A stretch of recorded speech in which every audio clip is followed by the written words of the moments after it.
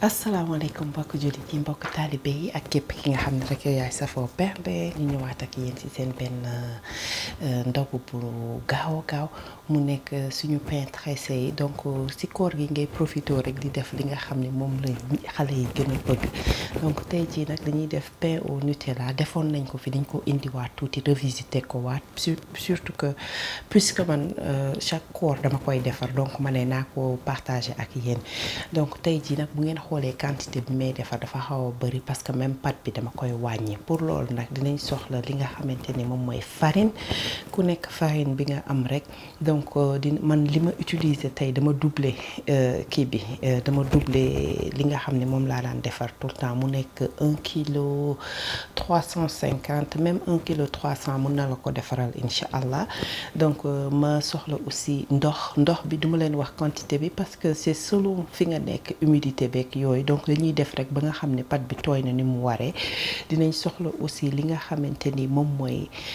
lait donc fromage à tartiner boo am mun nga ko utiliser dinañ soxla aussi sucre substitut de sucre donc man maa ngi fi yore environ ak quantité bi may defar 4 kuddu yu mag laa yore ku mu neex nga dolli ku mu neex nga wàññi donc dinañ soxla aussi li nga xamante ni moom mooy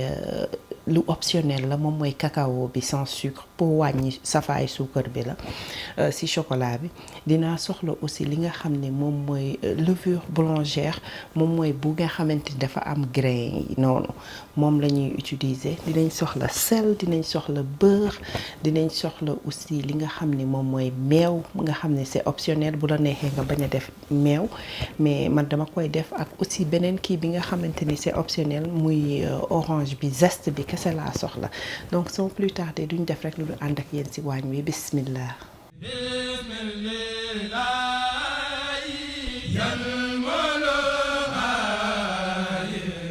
voilà comme je disais tantôt rek fi mu nekk nii dañu jël suñu gloria bi daal di koy sotti ci récipient bi parce que dama ko bëgg a tàngal ba mu ndugg bu nduggee rek nga xam ne bu nuggee nga xamante ni dama koy mun a ñëw teg fii daal di si def tuuti sucre def si aussi li nga xam ne moom mooy suñu levure bi parce que il faut ñu kii ko ñu jox ko boost tuuti pour mu gaaw en attendant loolu di def dañuy daal di ñëw rek daal di commencer def li nga xamante ni moom mooy zeste kii bi orange bi pour def ko ci pour ki nga xam ne daf ko bëgg a utiliser aussi donc ma dugal ko ci micro-ondes bi comme quelque chose comme ay 40 secondes après ma ñëwaat naan incha allah voilà meew baa ngi nii donc comme li ma leen di wax rek bu mu tàng jër parce que bu tàngee jër daf koy kii dafay rey levure bi donc ñu daal di def suñu sucre bi mu nekkoon 4 kuddu yu mag comme li ma leen ko waxee bismillah ma daal di jël levure bi mu nekk 2 kuddu ak genn wàll yu ndaw bismillah donc boo amee benn sachet rek mun na ko ça fera l'affaire donc ma xaw koo yëngal nii tuuti pour jox ko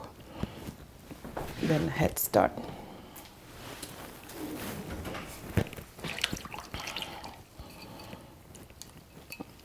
voilà gis nga bulle d'air yi muy def nii man ça me réconforte parce que daf may wan ni sama levure ba léegi baax na xam naa ni baax na mais c'est juste pour vous montrer que ni rek baax na parce que mënoon naa def yëpp directement te du wàññi dara ci man voilà donc dama koy jël teg ko nii à côté le temps may zester orange bi léegi nag su fekkoon ni par exemple parce que xam naa ni man pâte bi ma doubler damay wàññi lenn li loolu bu amee zeste orange c'est pas grave parce que bu sucré la et toujours amul benn problème mais su fekkee ni da nga ko bëgg a wóoru la lan nga koy utiliser ji tey ji bu la neexee bul def zeste bi bàyyil ba nga mélanger pâte bi def yëpp ba séparer ko daal di jël bi nga xam ne tey ji moom mooy am Nutella bi nga def ci zeste orange bi voilà ñu ñëw ngeen gis dafa commencé lax sama loxo moo tax ma ne woon naa ci def zeste orange bi parce que ñëpp xam nañ ni chocolat ak orange dafa ak lu am orange dafa neex donc mi ngi noonu nii rek la ñuy def continuer zester ko donc zeste bi laa yore soo amee grattoir aussi mun nga ko jël di ko xoos ndànk-ndànk ñu fexe rek ba partie bu weex bi bu mu ci dem parce que loolu moo koy weexloo waaw su ci demee rek dafay xaw a weex day am benn kii bu aigre bu ciy nekk bu ciy des après. Voilà gis ngeen suñu zeste baa ngi nii donc damay daal di jël li nga xam ni moom mooy suñu sel ma jël bon sama lii genn wàllu kudd bu ndaw la sel donc damay def environ voilà genn wàllu kudd bu ndaw sel donc daal di ñëw comme li ma leen di wax toujours rek bu ngeen defar même moo xam lu sucré la def leen ci sel parce que day relever seen goût essayez leen ko rek xool donc damay mélanger yépp voilà donc mélanger naa yépp léegi damay daal di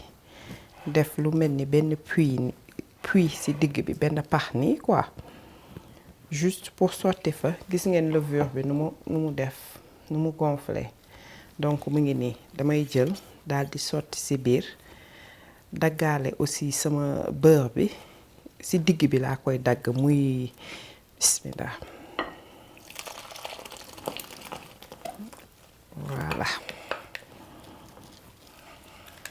donc damay daal di ñëw jël rek beurre gis nga beurre bi danga koy bàyyi ci biti ba mu nooy bu ko defee soo ko defee fii doo taxaw di xaar mu seeyeeg yooyu sa kii pâte dafay gaaw quoi donc ma dagg gis nga beurre bi ci digg bi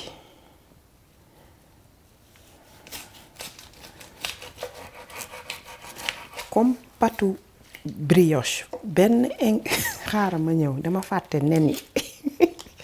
dama ko fàtte wax ci kii bi ci liste ingrédients dinaa ci def ñaari nen incha allah voilà donc mun nga jël 2 wala 3 nen man damay commencer par 2 bismillah ba pare voilà donc ñu commencer mélanger ndànk-ndànk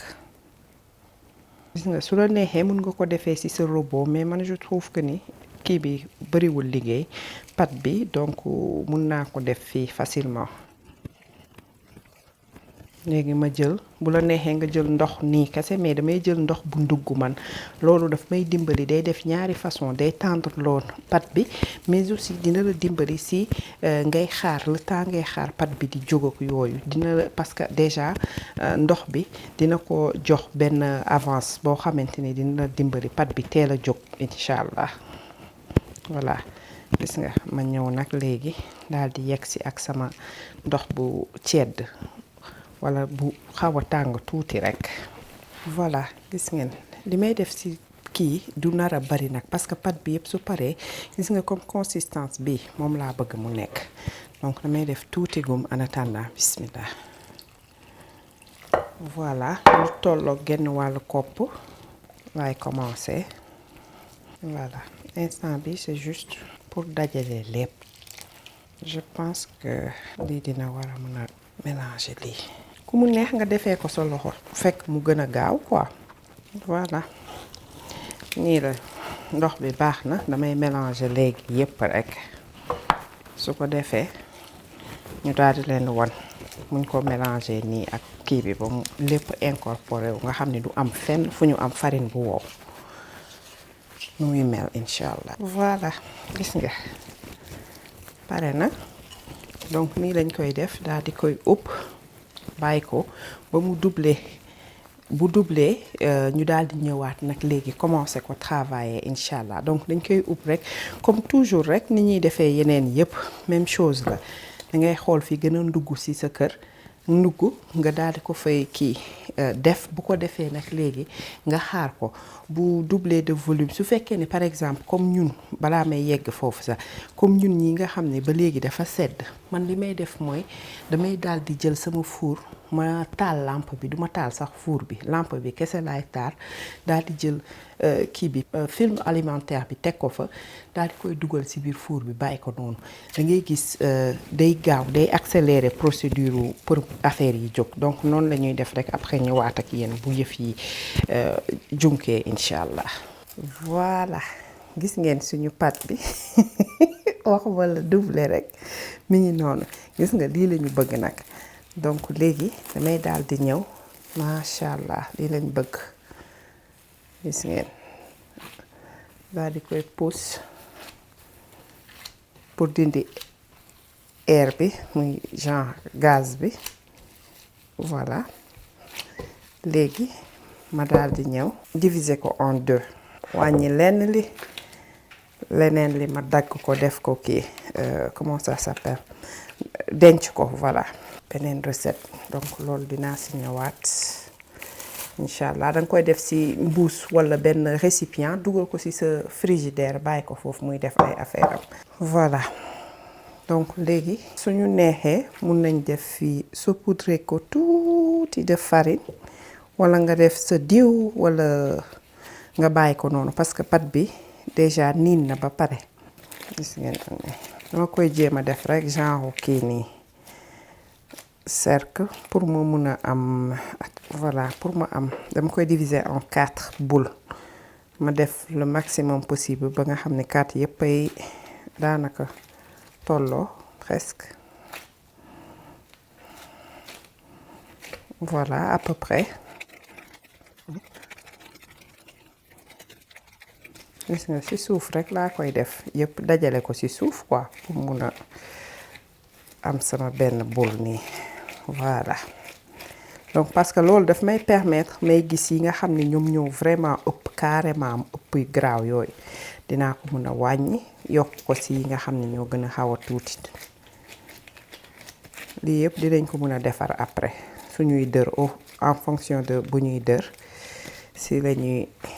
ajuster affaire yi donc fi mu nekk nii da ngay daal di ñëw nag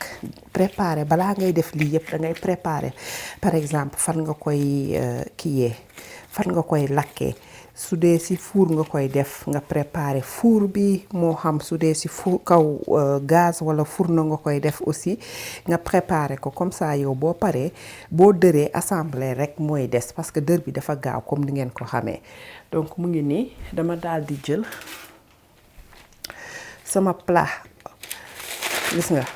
moom laay defaree des fois pizza donc moom laay jël ku nekk jarul muy nekk cercle wala lenn parce que forme bi nga koy def fu mu xaj même bu nekkee ci bu rectangulaire te wala carré te mu xaj fa mun nga ko utiliser donc ma daal di jël papier sulfurisé def ko ki nga xam ne amul papier sulfurisé li muy def mooy day daal di def diw wala beurre après saupoudrer ko ak farine bi nii day jël tuuti farine daal di ko ci wis bu paree mu fëgg ko nga xam ne excédent wu farine bi day deñ léegi mu bàyyi ko parce que day mel ni benn couche bu weex moo ci nekk noonu mu bàyyi ko foofu lay teg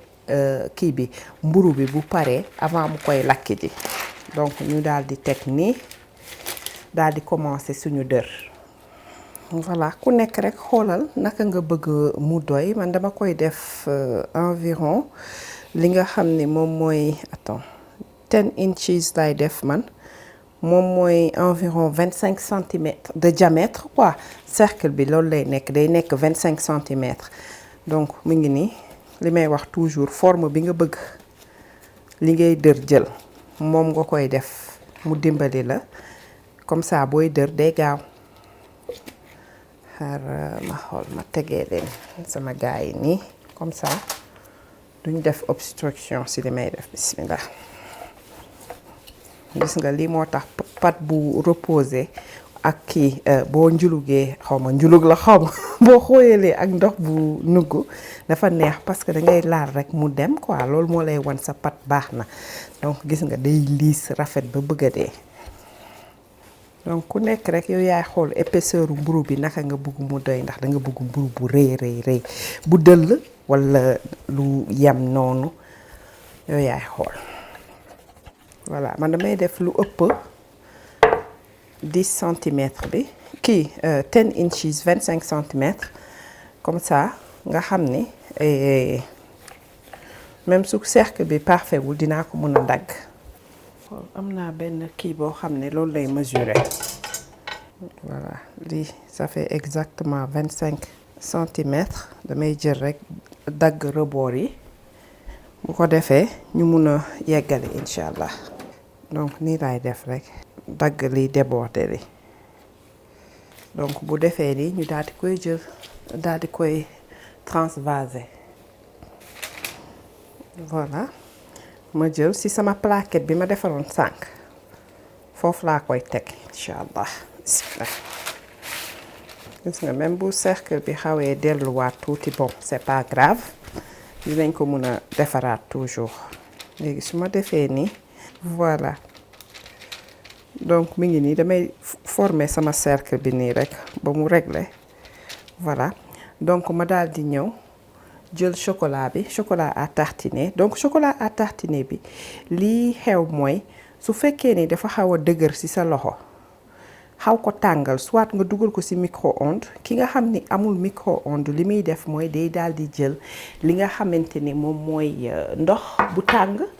daal di jël kii bi chocolat bi def ko ci benn récipient daal di koy dugal def mel ni kuy def bain-marie quoi daal di koy dugal ci teg ko ci kaw ndox bi bu ko defee loolu dina ko xaw a lâcher tuuti nga xam ni di nga ko mën a tartiner nii sinon bu dëgëree boo koy def muy xotti pâte bi ci boppam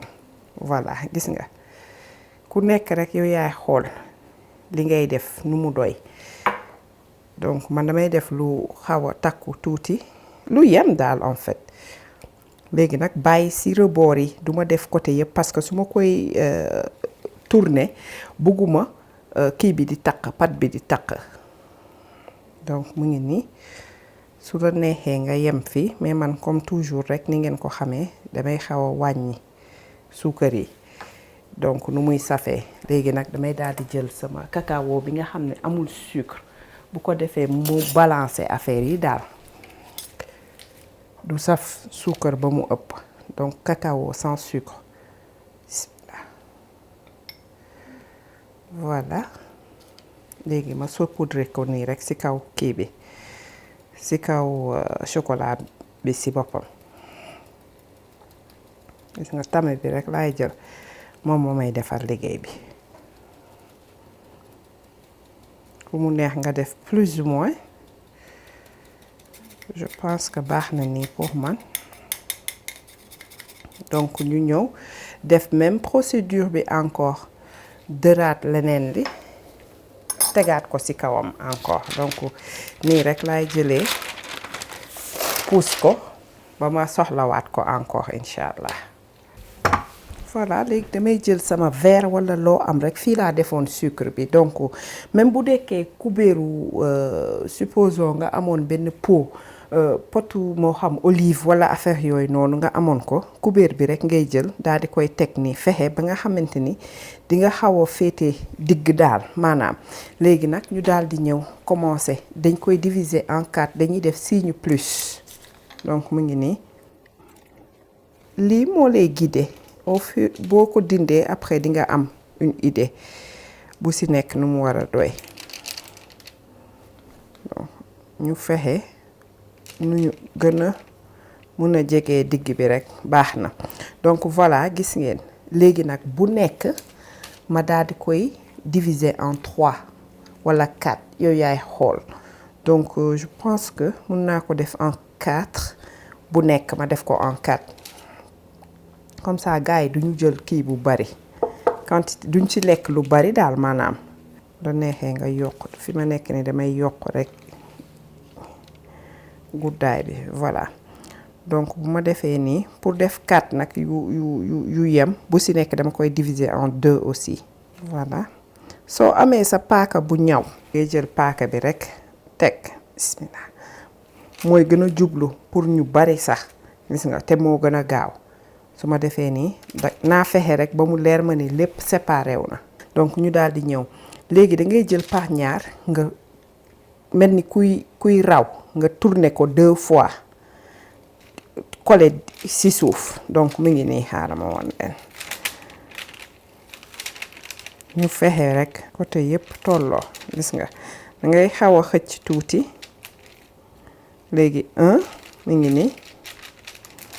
1 2 nga daal di jël coller gis nga ci suuf daal di koy bës bu baax boo ko deful soo koy lakk mi ibbeeku bu nekk di tas bien que dara nekkul ci loolu mais day yàq sa kii bi sa design bi quoi.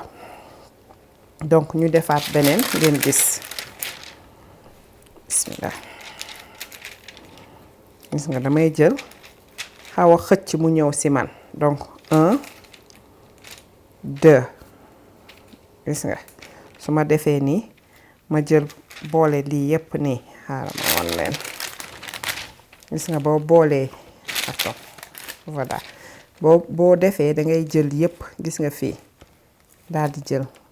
kii ko bës ko nii comme ça dara du def ay affaire donc ñu continuer encore voilà gis ngeen fii ci suuf nii gis nga buub bi di déborder nii dama koy jël rek tuuti laa ciy jël rek daal di koy lëmas ci suuf donc tuuti rek laa ci soxla gis nga nii daal di koy laxas ci suuf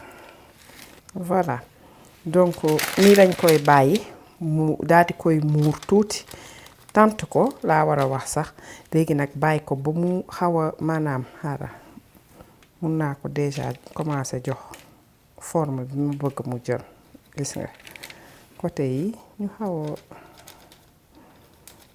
tàppal nii rek donc nii lañ koy bàyyi mu def ay affaire am xaw a jóg tuuti jarul muy doubler bu xawee junki tuuti rek nga xam ne damay jël nen nag léegi badigeonné ko donc en attendant muy def ñuy xaar muy jóg parce que du yàgg léegi nag ñu daal di commencer préchauffer suñu four à 375 degrés mooy environ 5 Fahrenheit mooy environ 190 degrés Celsius. Voilà donc li ñu am fii mooy li nga xamante ni pour ñi nga xam ne amuñu four bu fekkee bëgg nga ko def ci sa kaw gaz wala fourneau li may def nii ci kaw gaz bi même chose nga koy defee aussi bu fekkee fourneau la donc dama jël benn cin wala lu mu munti doon loo xam ne xaw na xóot tuuti nga daal di jël ndox jiital ci suuf xam nga doon naa leen wax de leen def suuf wala ngeen def ki am suuf wala kii xorom moo xam bu dijj wala bu sew au lieu de ndox bi mun na def xorom bu dijj bi wala bu sew bi ci suuf comme quantité bi li ndox bi fi ndox bi yem nii mu daal di koy def door a ñëw teg grillage wala leneen lu mu munti doon wala benn plat boo xam ne plat en nickel la bu mun a dugg ci biir fii donc loolu lay def li may def yépp mun nga ko def ak xorom wala suuf wala ay xeer yu sew a sew mun nga ko def aussi donc damay daal di jël ndox bi nii daal di jël soo amee sa couscousier moo xam inde la moo xam kii lu mu munti doon man lii laa yore mooy yi nekk ci sama e-wave bi donc benn plat nii rek la mu am ay trou léegi dama ko muur ak kii ak papier alu parce que kii yi ma ci nar a def dafa rëy te kii bi bu ngeen xoolee dafa am ay pax yoo xam ne dañoo dijj ak pax yu sew nii laay def donc ma commencé créer four gis nga mu ngi nii commencé tàng ci boppam la def léegi nag nga daal di jël man ñebbe bii ma yore nii moom laay def généralement su may defar ay yenn pâtisserie yi moo xam bu may defar quiche wala lu mu munti doon pour pâte bi kese su ma koy def muy blind baking dama jël ay ñebbe yoo xam ne duma ko utiliser ab lii nii pour loolu kese laa koy doyee moo tax ngeen gis papier sulfurisé yi nii donc ma daal di jël ñebbe teg ko ci kaw ki am xorom donc nii lay def xorom bi ci taatu cin bi léegi daal di jël plat bi rek teg ci kawam commencer cuisson directement voilà man comme aw ma xorom aw ma suuf tamit moo tax ma def bi façon donc du bari c'est juste loo xamante ne day nekk benn couche boo xam ne du nekk en direct contact ak togg bi donc gis nga nii laa koy bàyyi muy def ay affaire pour kii bi tàng donc damay préchauffer fi mu nekk nii sama four nii laa koy bàyyi ay 5 minutes jëm 10 minutes ba mu leer ma ni tàng na su ma gisee ni tàng na rek après damay xaw a yëndu tuuti sottiwaat ci tuuti ndox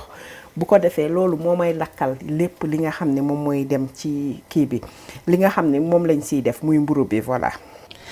voilà gis ngeen fi mu nekk nii li ma def mooy dama fàtte woon sànq foogoon ni maa ngi koy filmer rek te filmer wu ma ko gis nga bi ma defee fii ba nga xam ni leer na ma ni pâte bi léegi ñor na bu baax ci biir gis nga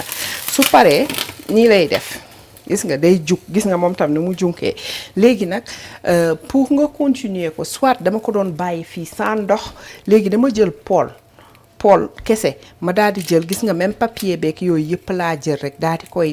teg ci suuf donc daal di tàngal pool bi ba mu tàng daal di koy wàññi teg ko ci gis nga bi yoon defuma ci papier sulfurisé parce que aw ma woon temps dagg ko dama jël rek tuuti sopalin wala torchon bu set daal di koy teg ci kaw daal di koy upp ràpp pour mu créer ma four dama wàññi gaz bi ba mu ndaw donc mi ngi noonu léegi ki am këriñ moom ki defoon këriñ du jar lii parce que moom bosam bi day doore ci kaw ak ci suuf yëpp mais boo amul bu fekkee gaz ngay defee il faut nga def étape bi may def nii donc léegi ma daal di ñëw li may def nii mooy damay jël un plat bi may jël nag ci lay dëppee affaire yi quoi donc soo amee beneen papier sulfurisé mun nga ko jël bi ma ubbee woon fii rek laay jël nii juste histoire de gagner du temps léegi ma daal di koy xaaral ma def nii dëpp nii ci kaw su ko defee ma daal di koy ëlbati bismillah gis nga lii moo tax doo def direct contact parce que gis nga ni lii bi di xëmee nii subhanallah gis nga dama ko fàtte fii lu yàgg moo tax quoi mais en principe warul def nii mais dama ko fàtte woon complètement léegi damay jëlaat même kii bi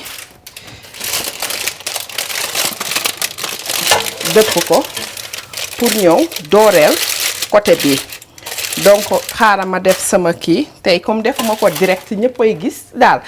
li ma def nii yéen bu ngeen ko defee bu leen ko fàttee teg leen seen alarme voilà 5 minutes mu alerter leen bu ko defee nga xam ne da ngay ñëw rek ëlbati xaaral ma def 5 minutes parce que beneen côté bi bugguma ko lakk du tout. waa gis ngeen xool leen bi nga xam ne moom lañ def ci poêle bi mi ngi nii donc dama ko tourner fii mooy fi am chocolat bi donc li ma leen di wax rek def leen seen timer muy seen alarme comme ça li ma dal man du leen dal quoi nga xam ni day gën a clair encore donc li ma def nii li ma leen di wax toujours su fekkee da ngeen def benn affaire mu xaw a am imperfection bu leen tiit bu leen def dara da ngeen di jël tuuti soo amee sucre glace nga daal di ko si saupoudrer nii gis nga maanaam mu daanaka nëbbal la bépp imperfection gis nga bu ko defee nga xam ne di nga ko mun a taajal ñëpp donc mu ngi nii bu fekkee ni ñàkk doore bi du la déranger aussi ku mu déranger wul mun nga ko def loolu yëpp du la si fekk boo paree si biñ ko doon mel ni comme ku koy tay noonu rek après nga daal di koy servir parce que boobu option tamit am na nga xam ne du doore du def dara day nekk comme lu ñuy wax sticky bread mooy maanaam bread bi nga mburu bi nga xam ne day xaw a mel ni luy xaw a coller tuuti sa loxo noonu nga xam ne day comme bi ma baxalee mburu ba ni mu meloon noonu lay def te dafa neex aussi voilà beneen baa ngi nii ngeen gis ko moom tamit mu rafet ba bëgg a dee macha allah gis ngeen nii yëpp noonu la rafetee macha allah donc nga daal di ñëw su la neexee nga bàyyi ko nii servir ko mais su la neexee tamit nga daal di moom tamit xaw si saupoudrer affaire yi nii rek si kaw légèrement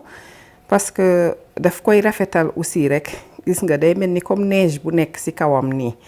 c'est très joli soo ko defee nii voilà gis ngeen ko nii comme fleur comme étoile yaay xool lu la neex. kon nag mbokk jullit yi mbokk taalibe yi ak képp ki nga xam ne rek yow yaay safoo bernde seen émission mi ngi woon nii ñu indiloon leen mu nekk seen pain bi nga xam ni sous forme d'étoile wala fleur yow yaay xool lu mu lay ndiroon rek nga wax ko donc nga tuddee ko voilà mu ngi noonu tey jii nag ndogu bi moom dama koy daal di may képp ku nga xam ne mi ngi safoo chez Bilo si ñooñ nag ma daal di si tànn famille Mbaye tey muy sama waa kër ñoom ñoo bëgg mburu bi lool donc dañ ma koy commandé saa yu ma commandé ñoom laa koy tuddee donc di ko jox sama waa kër di leen wax ni essayer leen ko neex na lool ak addition orange bi si nekk zeste orange bi beneen bagage la si daal donc mu ngi noonu dina ko neexal loolu sax laa leen di wax nii di leen wax ni yal nañu yàlla nangul suñu koor et puis lépp luñ ko si jaamu rek yal nañu ko suñu borom nangul te fulal ñu ko te may ñu kàttan boo xam ne dinañu mën a yeggale guddi gi ci gën koo jaamu ci nim ko ko bëggee di leen jox dig daje ba beneen di leen wax ni bu leen fàtte di partager vidéo yi di ko aimer di ko liker aussi su amee kuy seetaan te abonné wul bu mu fàtte abonné te appuyer cloche bi bu ko defee à chaque fois ñu dugal dara dina ko mun a notifier di leen jox dig daje ba beneen ak beneen xeetu ndogu di leen wax asalaamaaleykum wa rahmatullah.